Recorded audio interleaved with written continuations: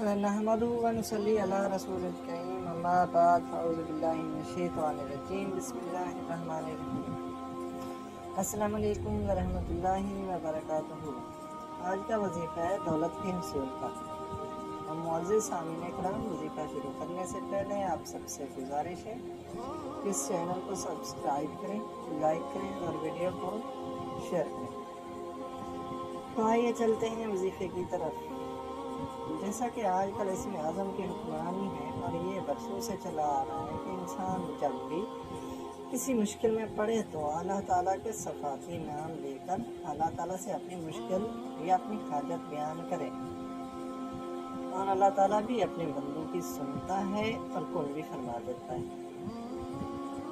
फिर क्या ही सोने पे सुहागा कि अल्लाह ताला के प्यारे प्यारे नाम ले और अपने मकसद के हसूल की दुआ मांगे।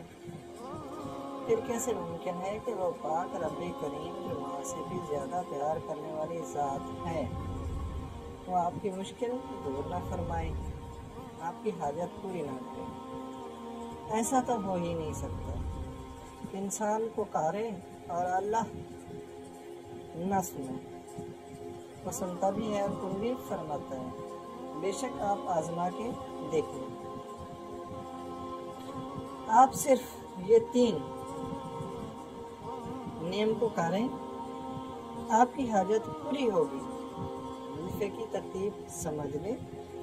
वजीफा आपने ऐसे करना है कि रोज़ाना बाद नमाज फजर के बाद बिस्मिल्लाह शरीफ 21 बार पढ़कर दिन में 4100 बार या लतीफ़ो या रज़ाको या नाफ़िओ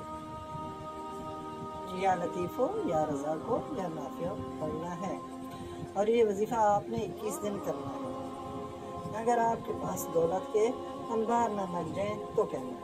बहुत ही मसला वजीफ़ा है, आज़मा के देख लें।